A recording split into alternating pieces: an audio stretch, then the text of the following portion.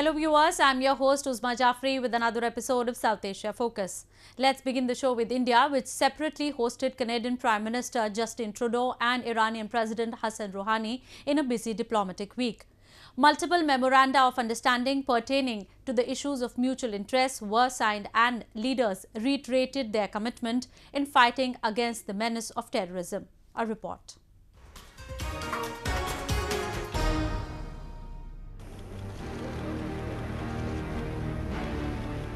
Canadian Prime Minister Justin Trudeau arrived in India for a 7-day state visit with his wife and 3 children.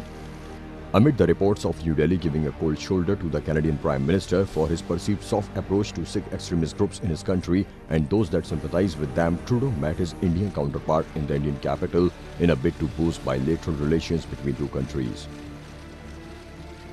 Both the leaders held extensive talks in several key areas of mutual interest, including trade and energy, education, healthcare, IT, science and technology, defense and security, tourism and people-to-people contacts.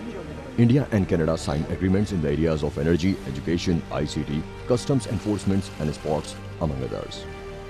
Rebuffing the suggestions that Canada was encouraging Sikh extremism, Trudeau said that Canada's position of supporting one united India had not changed and India was a natural partner and a trusted friend as his country looked for new opportunities to do business beyond its borders.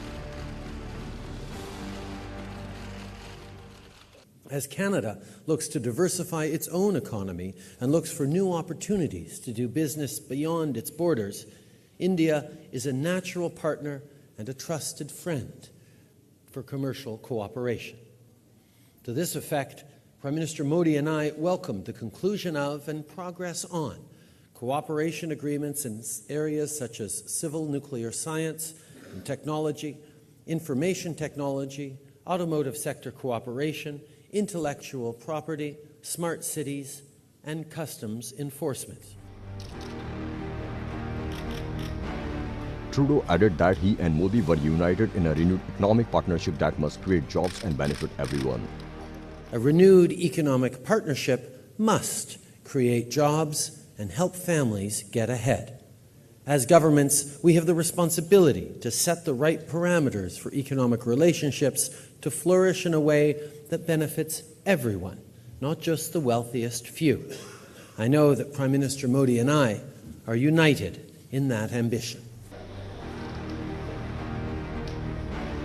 Modi, reiterating his commitment to fighting militancy and terrorism in all its forms and manifestations, said there should be no space for those who misuse community for political motives and try to create a divide. सबसे पहले हम अपने सुरक्षा सहयोग को सुदृढ़ करने पर सहमत हुए हैं। आतंकवाद और उग्रवाद भारत और कनाडा जैसे लोकतांत्रिक बहुलवादी समाजों के लिए खतरा है। इन ताकतों का मुकाबला करने के लिए हमारा साथ आना महत्वपूर्ण है। संप्रदाय का राजनीतिक उद्देश्य के लिए दुरुपयोग करने वालों और बंटवारे की खाई खोदने वालों के लिए कोई जगह नहीं होनी चाहिए। Before meeting Indian leadership and cabinet, Trudeau visited the Taj Mahal in Agra, Mahatma Gandhi Sabarmati Ashram in Gujarat's Ahmedabad, addressed students at the Indian Institute of Management in Ahmedabad and met with Bollywood celebrities Shah Rukh Khan and Amir Khan during his 7-day visit. It was not just Trudeau, but Iranian President Hassan Rouhani was also accorded a state welcome upon his arrival to New Delhi to bolster strategic and economic ties with India. Agreements signed during Rouhani's 3-day visit included Tehran leasing operational control of part of the Iranian east coast part of Chabahar to India for 18 months, creating a transit route between India, Iran and Afghanistan that bypasses Pakistan. India is trying to develop Chabahar as a way to gain access to the markets of Central Asia as well as Afghanistan. But process is slow because of concern that US President Donald Trump's administration may eventually scrap the Iran nuclear deal.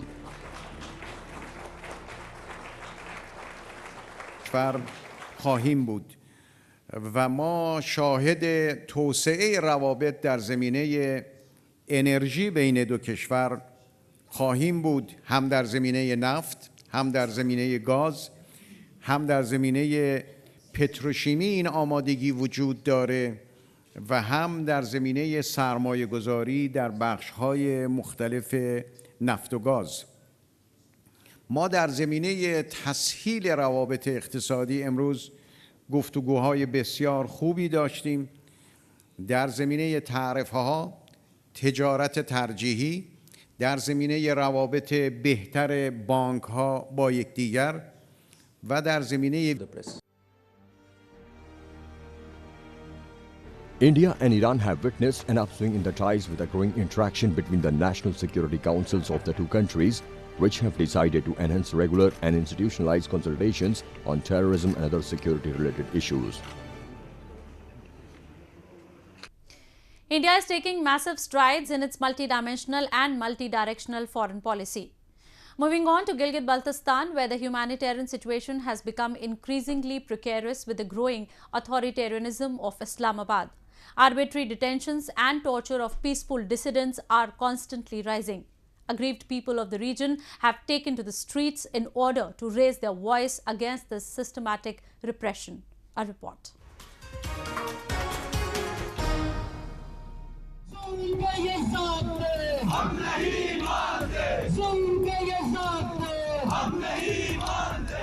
Members of civil society and political activists gathered outside the Karachi Press Club and raised slogans against the government, demanding the release of all activists imprisoned in Gilgit-Baltistan, including advocate Hassan Ali, who was arrested on charges of a case registered against him on January 8 for sharing an allegedly controversial post on social media.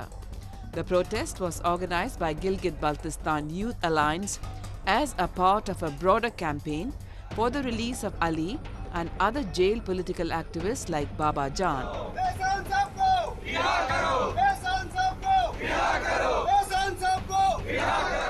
While addressing the participants, the speakers underscored the need of a collective voice in order to pressurize the Gilgit-Baltistan government to not only release these prisoners but also stop a repressive rule and human rights abuses in the region.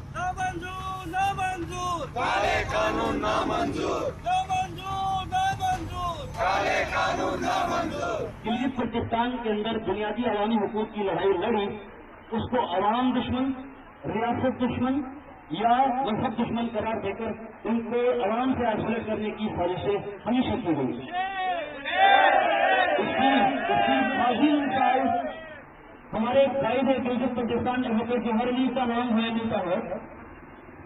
वो सूफी बुजुर्ग थे और सियासी तौर पर एक radical सियासी कारकुन को जिन्होंने FCR के काले कानून के खिलाफ गिलगित-बल्तिस्तान के अवाम को मसलक जुबान हाथ से बराबर करके सड़कों पर निकाला और FCR के साथ। The protesters also demanded of the federal government to withdraw the extension and application of the Anti-Terrorism Act to Gilgit-Baltistan. Islamabad has launched a systematic clampdown against the reasonable voices that have tried challenging years of misrule and gross human rights violations regularly committed under its own observation. Gilgit-Baltistan, a part of the erstwhile princely state of Jammu and Kashmir, although claimed by Pakistan, finds no place in its constitutional framework even after 7 decades of its occupation by the autocratic rulers of the country. People of the region are subjected to state-sponsored barbarism on casting doubt on any form of discrimination. They are detained, harassed, and declared traitors. Enforced disappearances, extrajudicial killings, torture, and prosecution of activists have apparently become the primary jobs of the army. Undeterred by the flurry of criticism Islamabad has received globally, it has continued with its diabolic designs of crushing free and liberal voices with extreme high-handedness. While Islamabad has used its force against the innocent people of the occupied region, it has been providing huge infrastructural and economical assistance to the extremists and terrorists.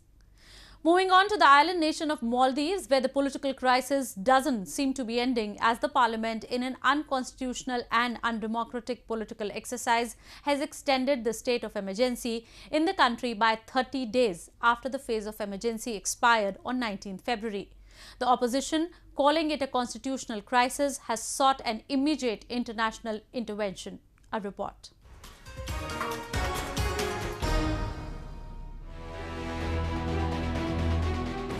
Abdullah Yameen, a democratically elected, however growing increasingly authoritarian leader with his unconstitutional activities in the recent times, has extended the state of emergency in the Maldives by 30 days, citing a threat to national security. In an unprecedented move, the motion of emergency was moved by 39 legislators of the ruling party against the quorum of 43 required in the parliament. The Supreme Court's order, which asked for the reinstatement of the suspended members of parliament, was also delayed.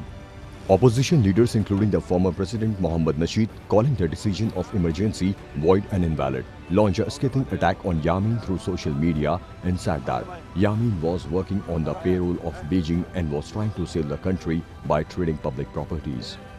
Meanwhile, the Indian government, through its Ministry of External Affairs, expressed disappointment over the sequence of events in the Maldives and termed the extension of emergency as a matter of concern. Our sincere desire is to see that democracy in the Maldives is restored and the situation returns to normal. This, we feel, is also the desire of the people of Maldives. We are therefore dismayed that the Maldives government has extended the emergency for a further period of 30 days. We do not see any valid reason for doing so. We, of course, continue to watch the situation and would continue to urge the government of Maldives to release political prisoners, release the Chief Justice, implement the Supreme Court order, and restore the normal functioning of the institutions of democracy. The democratic structure of the Maldives, adopted only a decade ago, now stands at the cusp of getting collapsed as President Yameen has used the power at his dispensation in muzzling the voice of the opposition. The Maldivian president had declared a 15-day emergency and arrested the Chief Justice and former President Maumoon Abdul Gayoom after a ruling by the apex court of the country to release 9 political leaders and to reinstate 12 suspended opposition members of parliament. Multiple angles to the constitutional crisis of Maldives have surfaced thus far. However, the Yameen government is facing a mounting pressure both from the inside as well as the international community. We are now joined by an Jha, former Indian ambassador to Maldives, to focus on the prevailing situation. Mr. Jha, do you think democracy is in danger in Maldives as the state of emergency has been extended by 30 days in the country through an unconstitutional exercise? One illegal and unconstitutional action of 15 days has been extended by another 30 days. I'm sure after 30 days it will keep on being extended for quite some time to come, till Mr. Yameen, who is the new dictator there, has been dictator quite a while now, but even a more ruthless one now, decides when to lift it. And that he will only do after he has subjugated his entire people. What role, according to you, should India be playing in order to restore normalcy in the country? And do you think India should keep its option of using hard power open if the situation worsens from here? You see, the situation now is that in 2012, when this coup took place, and the legitimately, popularly elected president, Mr. Nasheed, was deposed and arrested and everything.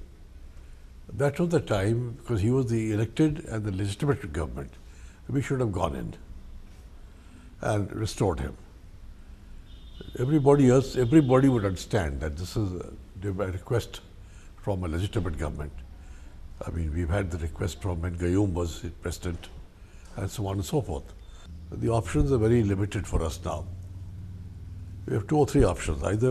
One is either we impose a proper blockade, and then with the help of other like-minded countries, and that would affect them, especially on the tourism and other fronts, because they exist except for the import of fish, they exist in almost everything for our imports.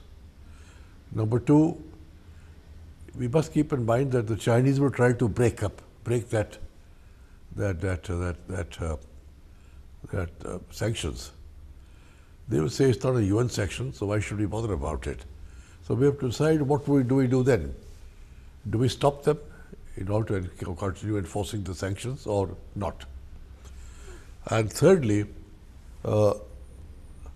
there's another point of view, which is a slightly more difficult point of view, but it's there, that we restore the legitimate government of the president who was deposed in 2012, and by that means send a message to the Chinese that you cannot play around on our doorstep, India's doorstep. And this message has to be conveyed to them. Thank you, Mr. Jha, for your views. Let's talk about Bhutan, which has recently completed 5 decades of strong diplomatic and strategic ties with India, its special and an all-weather friend. Minister of Foreign Affairs of Bhutan, Lyonpo Damcho Dorji, met his Indian counterpart Sushma Swaraj in the Indian capital New Delhi to discuss the entire gamut of bilateral relations, including the upcoming high-level exchanges between the two countries. A report.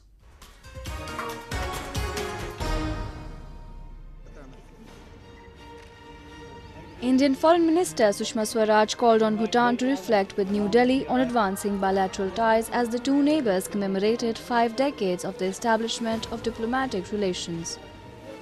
Foreign ministers of both the countries jointly attended a special event hosted as the part of Golden Jubilee celebrations by the Royal Bhutanese Embassy in New Delhi to coincide with the 38th birthday of His Majesty, the King of Bhutan, Jigme Khesar Namgyel Wangchuk.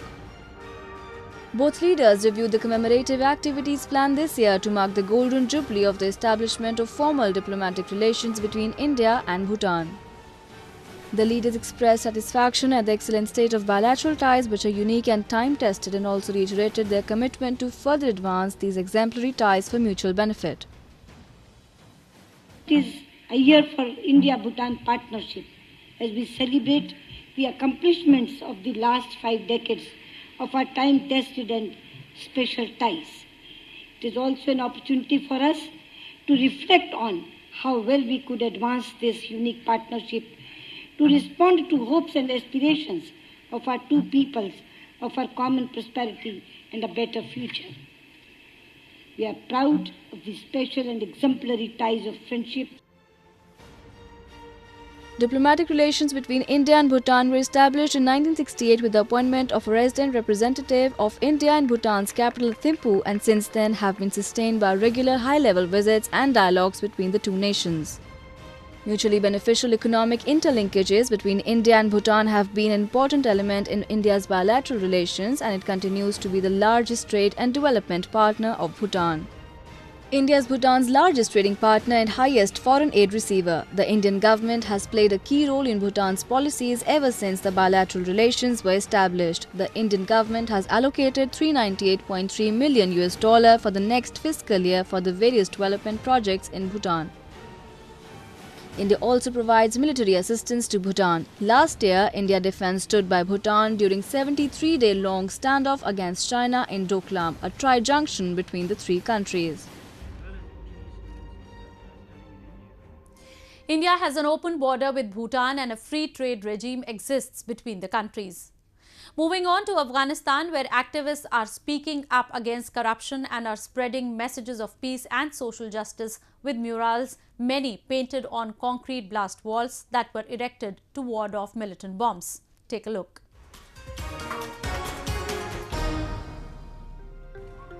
These activists call themselves the art lords as opposed to the warlords and drug lords who had brought so much strife and misery to Afghanistan. They say their art is a tool for social change. We go out there on the streets and we are bringing down the walls, the ugly blast walls. We are painting, we are using art as a tool for social change. We are painting against corruption, we are painting against injustices that's happening in the society, for women's rights. So basically we are encouraging people to come, join us. Let's raise our voice about all this nonsense and nonsense terrorism which is happening in the city. Blast walls had gone up along Kabul street over the years to match a tide of violence as Taliban and other militants battled the government and US-led forces nearly 17 years after Afghanistan's latest phase of war began. Some city streets have been turned into concrete canyons, the walls shielding embassies, military camps, government offices and the homes of the rich. On many of these grey slabs, the art lords have their say. A mural of a black SUV with its windows tinted takes a dig at the powerful and privileged.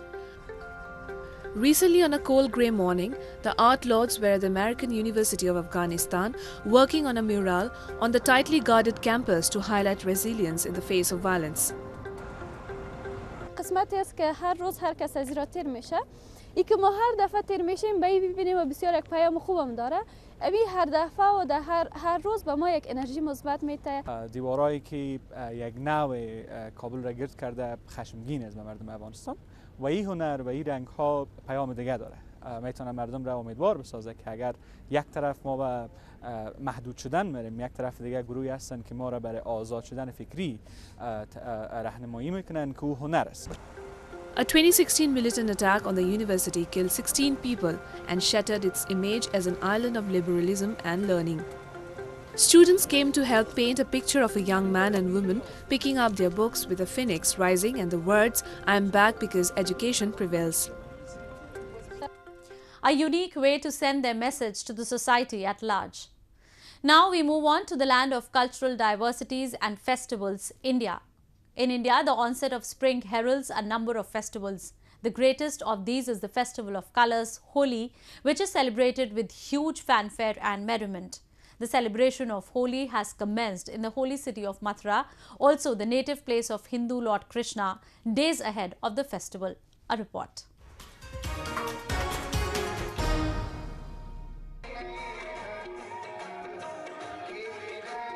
Enthusiastic devotees of Lord Krishna gathered at a hermitage in the holy city of Mathura, the birthplace of the Hindu god, to soak in the colors of Holi, days ahead of the main festival.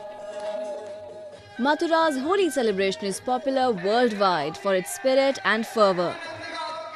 It is the most awaited festival of the region, with celebrations getting underway around 10 days before Holi. यहाँ की होली सबसे ही अलग होली है। यहाँ पे हम लोग ब्रज में टेसू के फूल के रंग के साथ होली खेलते हैं। बाकी जगह पे तो हम लोग होली खेलते हैं, केमिकल कलर्स यूज़ करते हैं, बट यहाँ पे ऐसा कुछ भी नहीं होता। Devotees danced to traditional songs as artists dressed as Lord Krishna and Radha sprayed color water on them from the stage. People come to witness holy celebrations of Mathura from across the country, as it is believed that the festival started from Braj and one can experience true essence of festival in the city. बहुत अच्छा लगा हमें आज होली खेल के। सबसे पहले शुरुआत यहीं पर होती है होली की। सारे संतों के साथ होली मनाना हमें बहुत अच्छा लगता है। Holi celebrations across India find their origin in multiple Hindu legends. According to one, Lord Vishnu, an incarnation of Lord Krishna, saved his follower Prahlad from a burning pyre while his evil aunt Holika burned.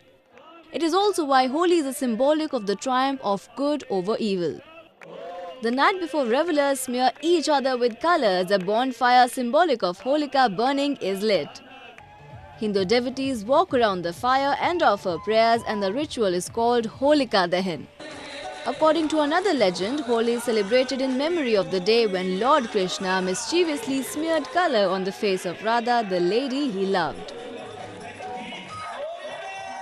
The day after, Holika Dahan is celebrated as Holi, also known as Rangwali Holi, Dulheti, Dulhandi or Fagwa in different parts of the country.